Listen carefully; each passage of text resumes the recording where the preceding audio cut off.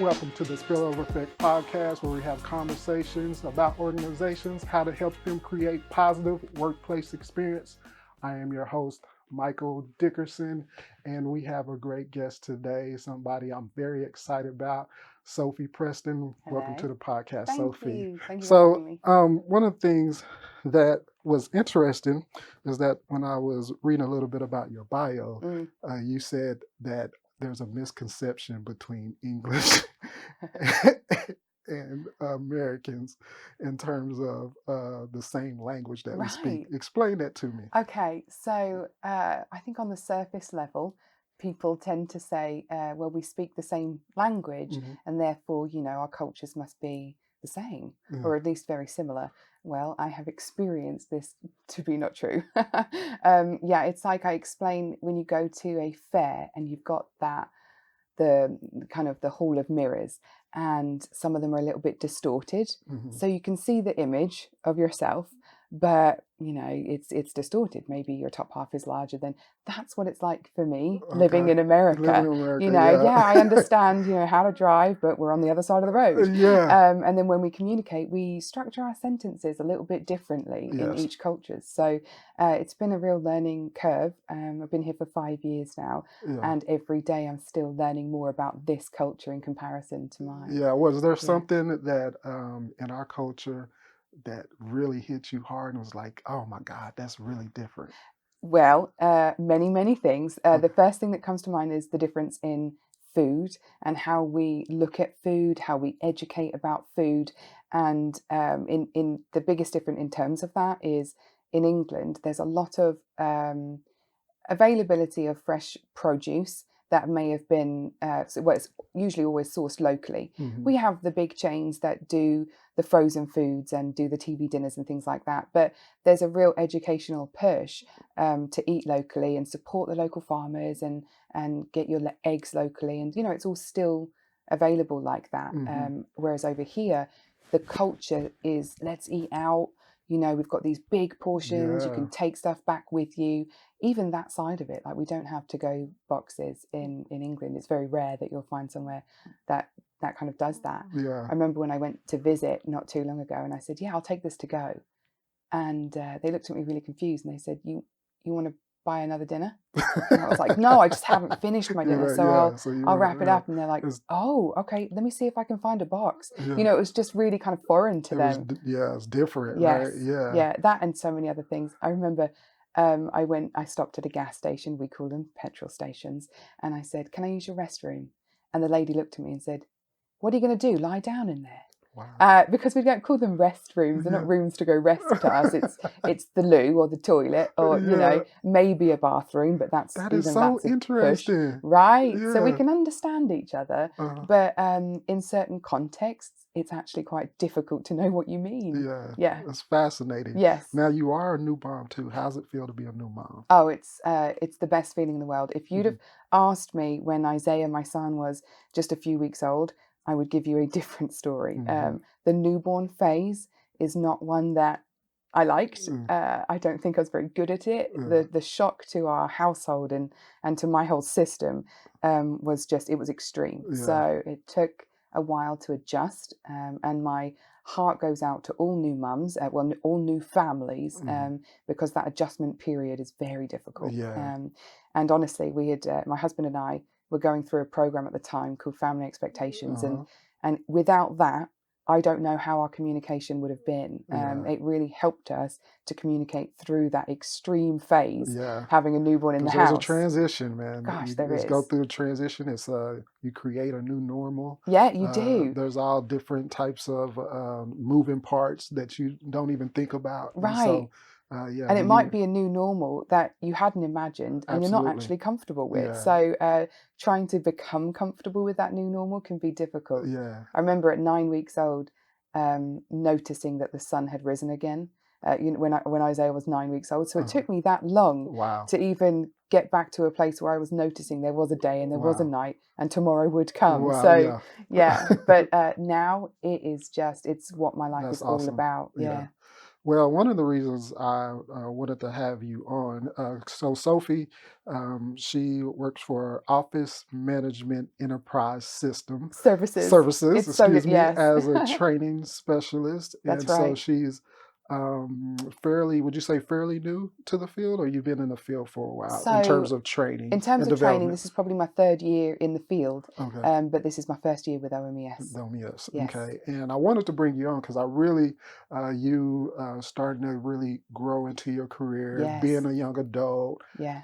having a brand new baby. Yeah. And so I really want to talk to you about like, what does that mean for your career Yeah. trajectory Yeah. and what that means for organizations, for somebody like you Mm. who's really thinking about, all right, I want to really grow in terms Yeah. of my career. I really Yeah. want to be successful in what that looks like. And so that's why I want to bring you on because I think you can give a lot of young adults and young professionals really great input on what Mm. that looks like. And also we can show leaders like here's what some of the thinking is behind Yeah. young people and young adults. So Yeah. what is it for you in terms of you look for an organization and what you want out of a career? So I suppose I'll start answering that by saying I have been lucky enough to find the field that suits my personality preferences. Mm-hmm. Um, I am quite extroverted, and so the training field in terms of presenting and being able to facilitate classes for me is one of those natural skills and abilities that Mm-hmm. that I can do. So my first piece of advice for people in the field is make sure that you're in the field that's right for you. Sometimes that takes a little bit of soul searching.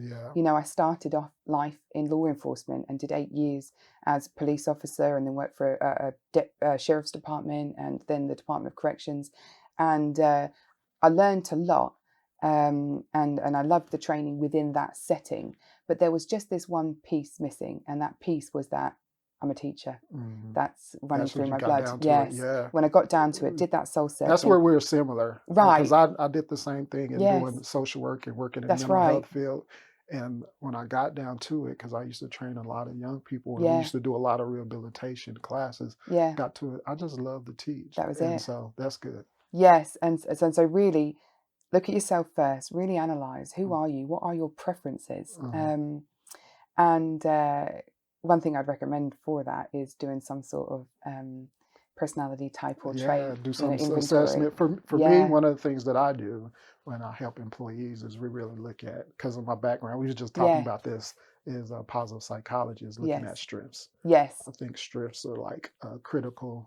Doing a personality assessment is Yes. good, but I Yeah. think you really have to understand I agree. what things you're good at, and you Yeah. have areas of talents and strengths, and then what things that you're not good at. And Right. so I just think when you really talk to most people, they just don't have a clue. What do you I think? know, I agree. Mm-hmm. And so quite a lot of what I've done since I got into the career field quite young is help guide people to find their strengths and find out what they really like.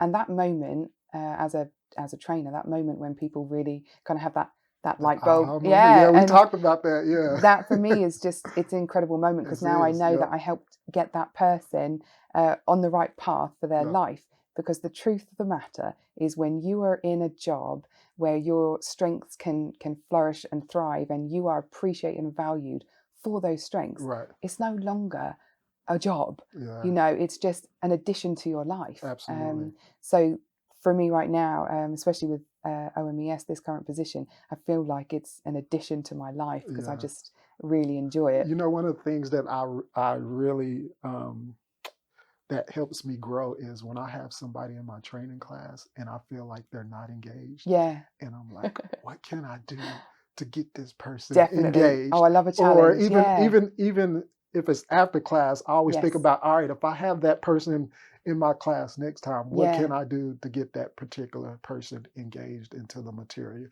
You're Yeah. always going to have those who just don't want to have nothing to do with the training, depends on what it is. But Yeah. for the most part, I think most people want to learn, and so I Yes. want to try to cater my training or whatever I'm teaching or Yeah. the information that I'm giving out or presenting, I want them to get it. And so Yeah. I'm always thinking of ways like, how can I reach everybody's learning style? Do And you have that? absolutely. And I think the thing is, there's so many defining factors when you have a class. Is it mandatory training, Yeah, or did they sign up for this? You absolutely. know, I've got a class that I teach on this communication framework called Radical Candor. And it's about how to more comfortably have those hard conversations at work. That's one that people are signing up for thick and fast.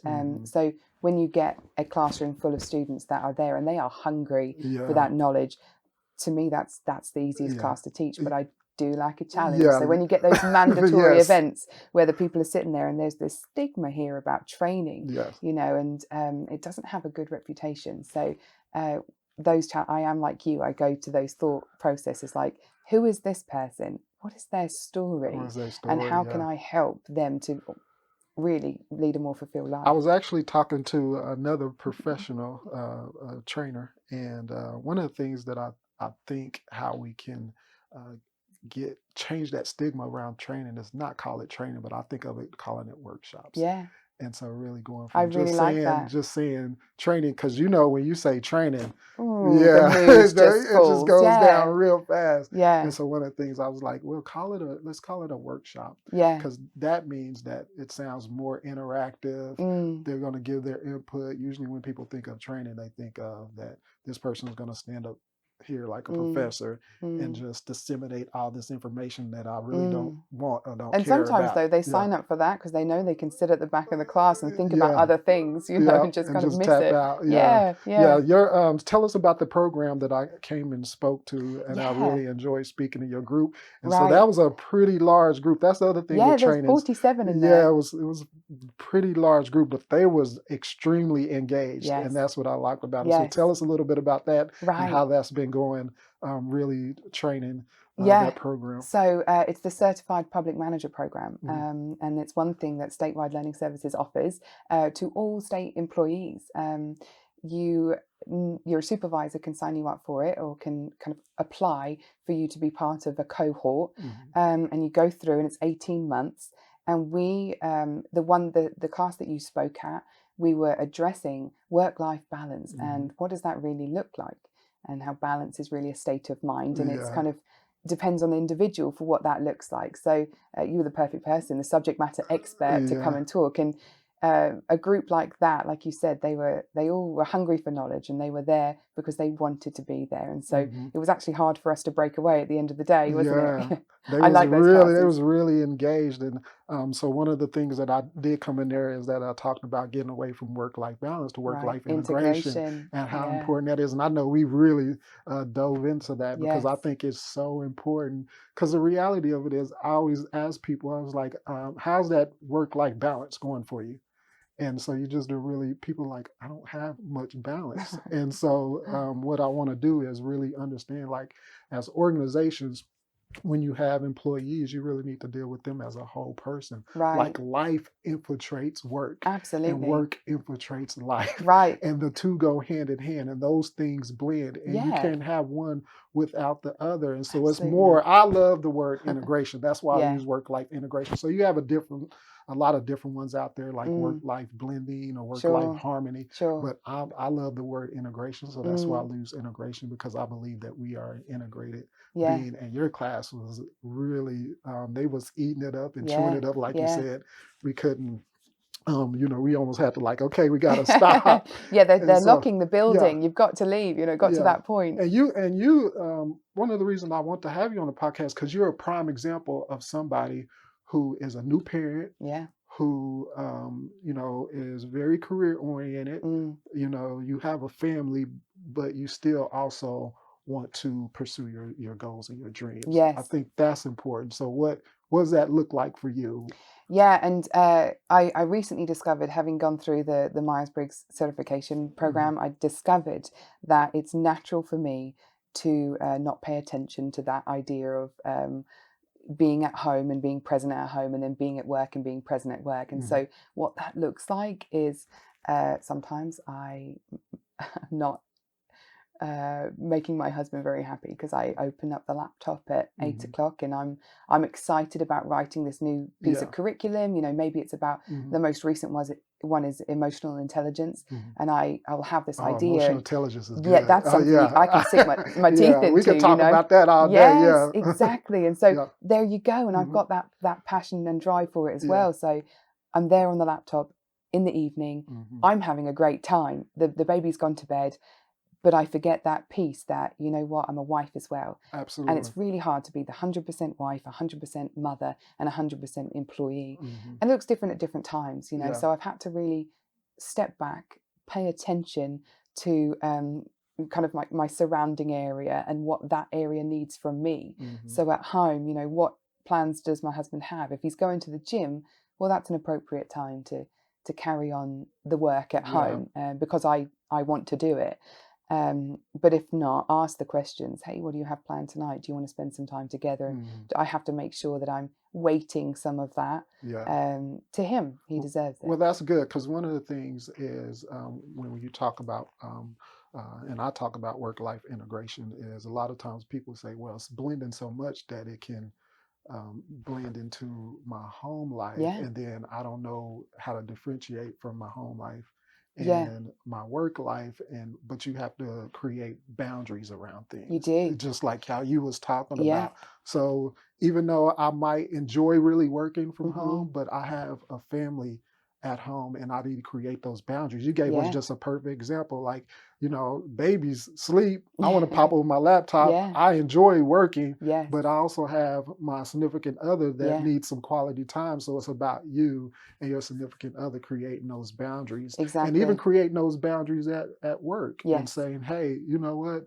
Um, I'm going to work this a certain amount of time, and even though I enjoy working at home, I'm going to work this amount of time, and then I might take care of it later. But right Yeah. now, I'm going to create this boundary even at work. And so I Yeah. think you just gave us a prime example of what that looks Yeah. like. Right. And I have a very supportive supervisor and leadership team Hmm. who, if you know there's a crisis and the baby's got a fever, you can't go to daycare, they know that, you know, you can work from home today. It's not a problem. That's And good. Yeah. having supportive supervisor like that Yeah. makes all the difference. Yeah. You know, they trust me. There's this big level of a good level of trust there. The work gets done and it's a Mhm. good quality. Uh-huh. And kind of it's I guess you'd call it a win-win. The win-win. Yeah. Yeah. And so you just stated what's the number one thing when you talk about work-life integration, and that's flexibility. Flexibility. For young professionals, young adults, those who's coming up in their careers, Yeah. and it's huge for work-life integrations. Flexibility is everything. They're starting to demand it. Yeah, Yeah. it's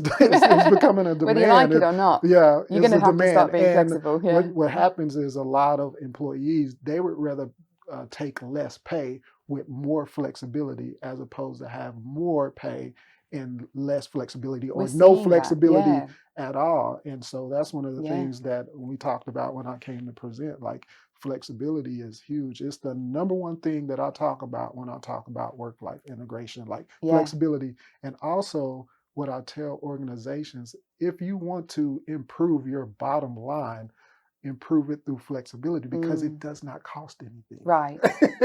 you're not Right. you're And not we can eating the even bring cost. in Yeah. some data to kind of Yeah, to show support you. that not only Yeah. is it not going to cost you anything, it's probably going to improve It's your going to organization. improve, yeah, and we Exactly. know that, and your people's performance improve. Yes. They feel like they have a sense of autonomy, Yeah. and they're able It's to huge. really get their work done how they think that they work best. Yes. Would you agree? I wholeheartedly agree. Do you remember at that part of the class day could you feel a little bit of pushback from With some of the supervisors in with the flexibility, room? Yeah.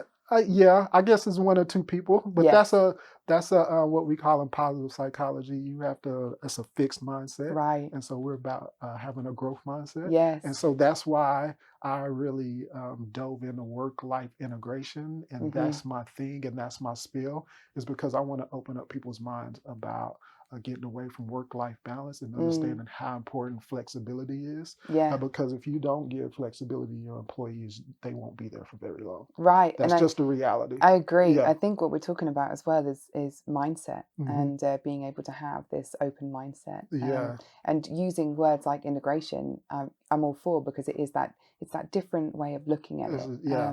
Like, for example, soft skills. This is kind of one of the things I harp on about. There ain't nothing soft about soft skills. Yeah. These are essential skills. Yeah. So as one of the things that I open a class with, we're going to learn some essential skills for the workplace here, not just for your workplace, for life. Yeah, you just listen to my second podcast with Linda Clark. Yeah. And that's one of her biggest things. She fantastic.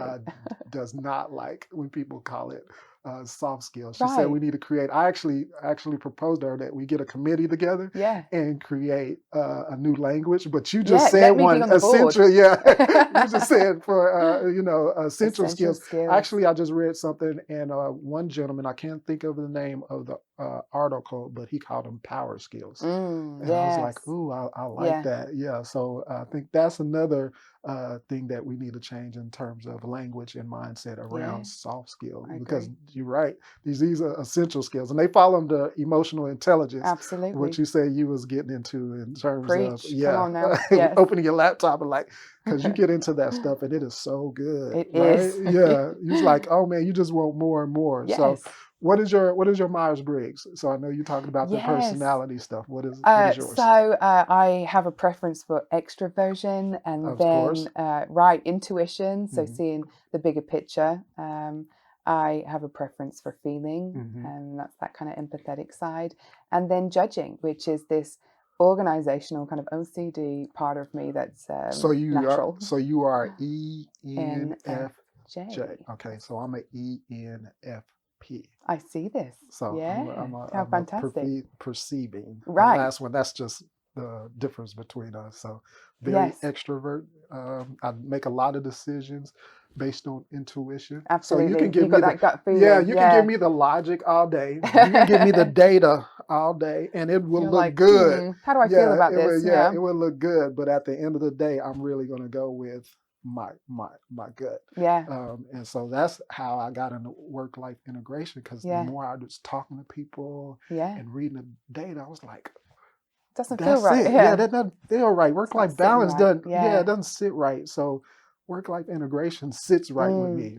And I think quite often that intuitive side is, let's step back, look at the bigger picture, and where do we see ourselves in the future to be the best of ourselves? And I use that strength of mine quite often. Yeah, and that's what really thinking about organizations in terms of flexibility. Yeah. Because our world is moving so fast. Oh my gosh. Yes. If you're not having flexibility in your organization, I would say in the next 2-3 years, I mean, people are going to start leaving in droves. Well, I think we're already seeing that, just highest turnovers in certain agencies that we've ever seen. And the great thing is, some of these agencies, they're having some changes at the very top, and they're coming in from outside state government, and they're bringing this business perspective of, we got to start giving these guys what they want, and that's flexibility. Yeah. So we did a show of hands. I think this was at your portion of the CPM class. We did a show of hands of organizations within that class that offer some sort of flexible work schedule. And there were still organizations out there that didn't. There wasn't an option for flexibility. And I almost couldn't believe it. So I did a little bit of homework, and you will be it's amazed true. At how many organizations. Yeah, there are still some, and the thing is, we say be at work at this time and leave at that time, but what does productivity look like for a human being? It looks different for everyone. It does. I've got these spurts of energy in the morning where the productivity is it's so high. If I could get to work at 6, get a bit more work out of me, and so that's what my supervisor says. She says, you come in and you do your 8 when's best for you. You do best for you. And I think she'll agree that they've got a lot out of me, and I don't know what it would look like if not, but I don't think it. What's your best time you work for you? 6 o'clock in the morning I get up, and I'll have that coffee, and it's like I've dreamed about all of these. So do you have a set time, like from what's up? So for me, like from 8 to 12, man, I can knock out some stuff. Exactly. Usually after lunch, I tap out. Yeah, but me then too. again, another burst for me comes like Right. after like 7. Yeah. So from like There you 7 go. to like 10, I get Yeah. like a whole nother burst Yeah. of just like wanting to work, Yeah, I wanting to work do quite things. similarly. Yeah. Yeah, I So do love the morning. I'm a morning person. I think that's where I get most of my deep work done. You know, the commute to work, the earlier I leave, the better that is. I hate sitting in traffic. It gives me high stress. So to be able to beat the traffic is really important for me. But I get that afternoon burst as well. Sort of around the middle of the day, I'm no use. I'm no use to anyone. If you catch me like at 2:00, like you're probably not gonna get the best. Exactly. But this is something that supervisors should probably know about their people. Absolutely. Yeah. And then you're just talking about your commute. So yeah.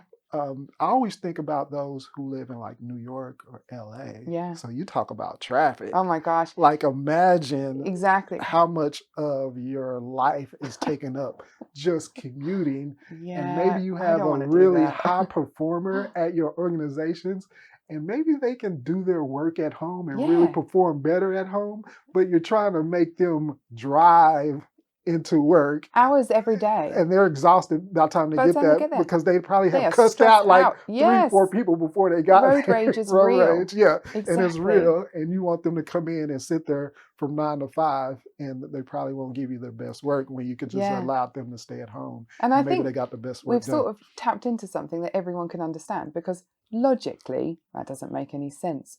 But then on the other side of it, empathetically, well, it doesn't make any sense either. So I think we can, as a workforce, get to this place of shared understanding about what it looks like to manage people and human beings. Yeah, it's totally.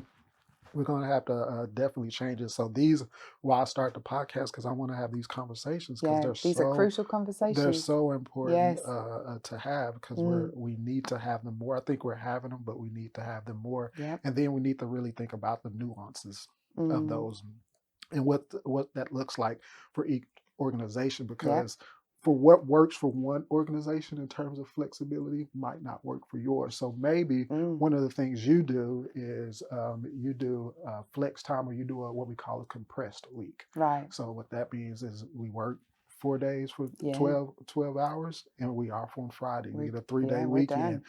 So whatever that looks like. So you got to figure out what works for you, because we know some jobs require you to physically be there. So how can you create some flexibility for those that are required to physically be there? And we had some great conversations, because there were people talking about needing to man workstations that were perhaps 24-hour help desks.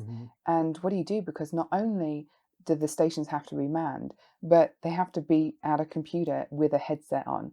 That's hard for a lot of people. You know, for me, I can get up at any point and walk around. You know, I can take a little break at any point. I have that flexibility at least. So there are definitely environments that it might take some outside the box thinking and some real creativity. Absolutely. And coming from law enforcement, you know, there's it can be quite difficult to figure out what can be best for people. You've got those shifts, you've got the overtime. You got the overtime. You know, when we have to attend to a crisis, you don't know, you can't plan for that. You can't. It's just going to happen. So good. Now, one of the things you said that you really enjoy talking about communication, because your transition over here and come to the United States, like communication was huge. Yes. And so that piece for organization, what is it about communication, and why is that such a big deal to be communicating well in organizations? What do you think? Well, big difference that I saw, and it could be law enforcement versus office. You know, there are some real differences there. But when I first entered the police force as a young female in England, I noticed that there was this way of having conversations where it was imperative that we communicated well, because, I mean, honestly, if you didn't, someone's life could be on the line. It was that intense, it was that serious. But what we had is a level of communication where if it was something that was a bit difficult, it didn't matter. We had to have the conversation, and there was a etiquette around having that conversation. You know, fast forward to coming over here, I've found that we've developed almost a culture where we don't want to have those awkward conversations. Yeah. But they are so important to They have. So are. we shy away from them. And unfortunately, it causes more damage than not. I've learned from the way that I communicate, a lot more respect is built, a lot more trust is built, and a lot more safety is built in the environment when you put importance to having these conversations. Absolutely. And That's you just good. come as a person and you say, this is my whole self, doing what I know to do is best. Please take it as that. And they go, you know what, thank you. So it sort of sounds like you're saying that we run away from conflict. We certainly do, but not all conflict is bad. Yes, that's good. Yeah, because that's actually where I was going. Yeah. Like we have to get away from, if I'm trying to communicate with you and we have conflict and we might agree to disagree, like that's okay. Right. But at least we're doing our best to communicate, Absolutely. right? And you know where I stand and I know where you stand, and we can still get the job done. Yeah. Would you say that's I 100% correct? agree. Yeah. And this also kind of reiterates a difference that I've seen in that conversation for me had never been a battle. There was not going to be a winner and there was not going to be a loser, because the goal of conversation is shared understanding. There is no winner, there is no loser. What I found is, and this is, I'm sure, all around the world, there's no right or wrong, it's just differences. But what I found is quite often I think, I'm losing this conversation, or I think the agenda for the other person is to win the conversation. And that's really hard, because when you're coming from a perspective of, I just want you to understand. Absolutely. And they're coming from a place of, that doesn't matter to me, I want to win. You want to win. You think, well, this is pointless then. Yeah, those are difficult. Yeah, very difficult. Yeah, so you've got to get quite creative with that as well. But especially when people have agendas. Yeah. That's the thing. When people have agendas, now you can't really deal with the issue at hand. Exactly. And then we're not really communicating because you're not trying to understand. And this is one of the main reasons why communication training and development in that is a passion of mine. If more people can come to conversations with that goal of understanding each other, that's good. Then we can kind of knock conflict on the head there. We can kind of knock so many issues that we have in the workplace can get better just based off that one thing.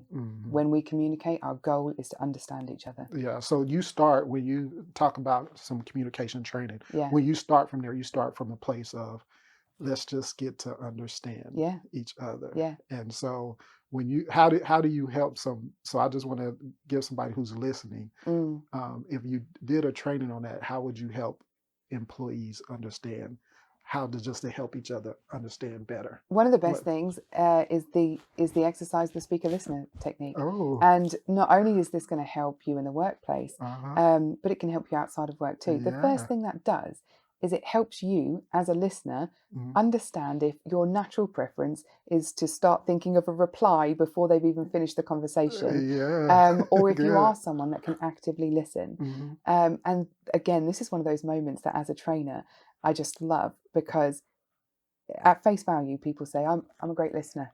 You know, I do listen, and my goal is to understand people. But when we start doing the speaker listener technique, they go, I've picked up on so many points where all I was thinking about was a reply, and I kind of shut off at that point.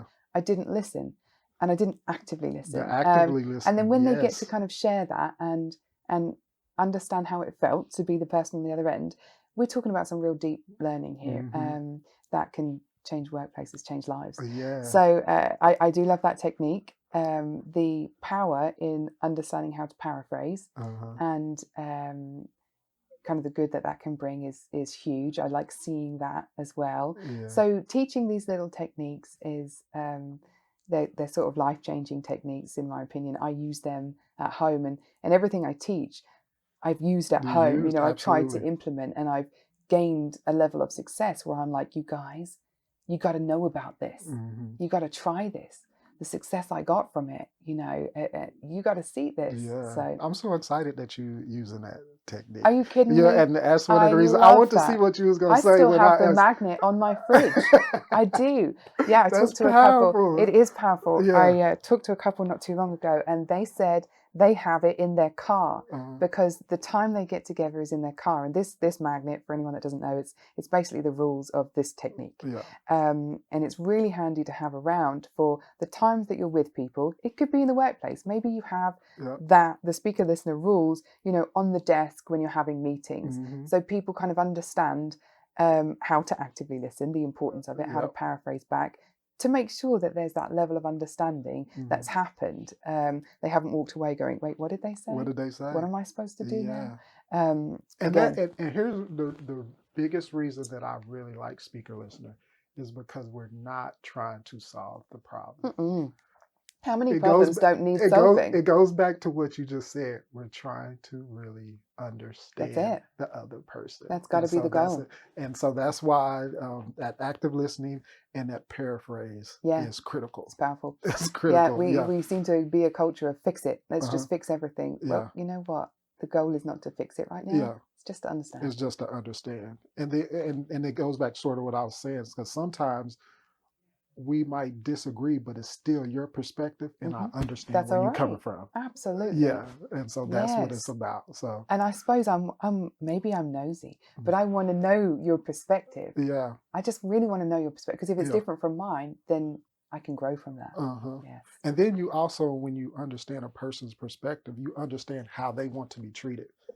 You're talking about the platinum rule here. That's another one of my things. Yeah, I love it. You really treat them how they want to be treated, how not you think they should be treated. Right, because there's a problem with the golden rule. I mean, it's a great foundation to start with. Treat others how you'd like to be treated. But we know that everyone is so different. So treating others how you want to be treated doesn't make any sense anymore. You've got to treat others how they want to be treated. You got to know them first. Know them first. Just as we get ready to finish up, I don't know if you ever read the book, but it's part of a couple relationships. It's called The Love Languages. Oh, yes. And, you learn how to love people how they want to be loved. So if you are a give person, but your partner might be a physical touch person, like you need to really understand, because you might go and give them a gift and it was like, I don't even like roses. Right. It just doesn't have the impact that it would if it was you receiving the roses. Now, if you give me, if you're an affirmation person and you say, hey, I really love that dress that you have on, that might mean everything to them. That means the world. And you'll remember that time, that moment, and that means the world. Yeah. That's good. So as we get ready to finish up, this has been great. I could probably talk to you all day. Yeah, I think we could. So I'm going to ask you the last little questions that we have. So we call this the lightning round. Okay. And so, I haven't prepared myself for this. All right, this will be great. All right. If money and time was no object, what would you be doing right now? Okay, I'd be in England, and it's a Saturday, so my mum would probably have family over, and she'd be doing a big roast dinner. So the money, I mean, it costs a lot to get back there, and then the time, my gosh, it takes like 24 hours, from door to door. So if that wasn't an issue, I'd just pop over there for a Sunday roast. Okay, good.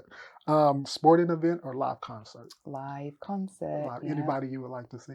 No, I kind of like the atmosphere of going to live concerts anyway. I'll tell you what, the most recent one I went to is my husband and I, we have this little, it's not really a test, or it's not really anything like that, but it's like, who can do the best date night? And he is always top of the board for this. He's so creative in it, and he puts a lot of thought into it. I took him to a Snoop Dogg concert. Wow. I'm now at the top of the board because we had the best you time. Like trumped him, didn't you? I certainly did. It was at Top Golf, and it was on a Thursday night. Is he a huge Snoop Dogg fan? Oh, come on now. Who isn't? From back in the day. From back in the day. And it just, we were able to connect on that Thursday night at the Snoop Dogg concert, and we had the time of our lives. So as of right now, wild. I'm winning right now. So yeah, it's funny. That's crazy. What is the best piece of advice you have received? This goes back to when I joined the police force, and my training officer said to me, you won't understand a culture of a workplace for a while. be seen and not heard until you feel comfortable to implement your whole self. And what she really meant by this was, you're going to see policing styles from this person, this person, this person, this person. You're going to see styles you like from them, and you're going to see styles that don't resonate with you, that aren't natural for you. Take the time to pick up the styles that fit you best. Take the time to understand the culture, and then bring your whole self. And I did that. It took me about 6 months. I did that, and I'm so glad I did, because what I thought of the organization at the beginning was not what the organization ended up being, not in a bad way. It was just different. If I hadn't have known that, if I hadn't have taken the time to really analyze these events and situations and what worked best for people in those situations and what went horribly wrong, if I hadn't taken that time to really analyze that, I don't think I would have been the best officer that I was. Wow. So yeah, I listened to her. She's called Chanel. Shout out to her. I always tell her, it's been 10 years now, but I say to her, I tell that story to people all the time, because that was powerful. the best advice. I wish we hadn't. I would love to chase that rabbit, Right. but I'm gonna go to the next question, because that was a it lot. Goes deep. I'm sorry. that was a lot you just said. That's good. On a scale from 1 to 10, how good are you at keeping secrets? Okay, this is a funny question. So I would say a hard 7. Okay. Because there have been times where the secret would damage people. I can't be about that. Yeah. That's not me. Yeah. And so I've had to act on that, Okay. But if it's, I seem to be picked for gender reveals all the time. I'm doing gender reveals for my friends, just hot and fast. So I can keep the secret of your baby, because it's going to be a great event, and I won't tell a soul. I can promise you that. Okay, good. If you could have dinner with anyone from history, who would it be? William Shakespeare. Wow. Yeah, really? absolutely. You kidding me? I spent years as a British child learning Shakespeare, going to see Shakespeare, and then I remember the day finding out that there was a possibility Ben Marlowe wrote Shakespeare and Shakespeare just robbed it from him.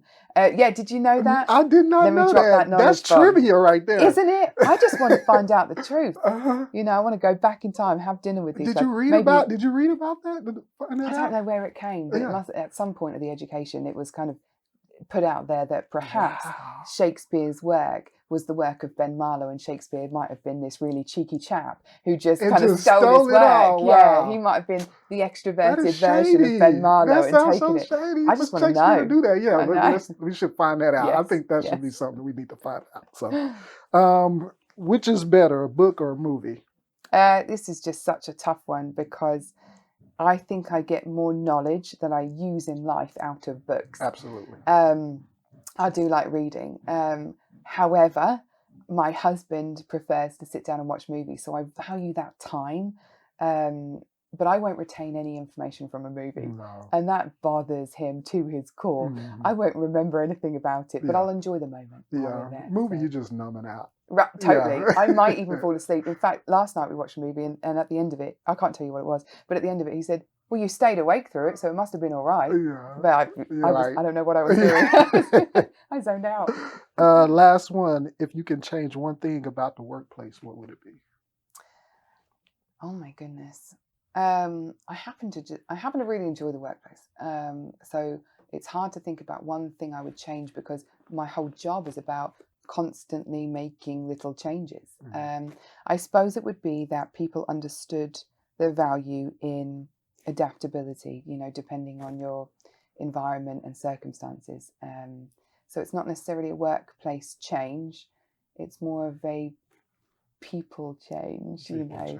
Yeah, I think. Well, thank you so much for being on. Thank you for having me on. Great, I enjoyed this.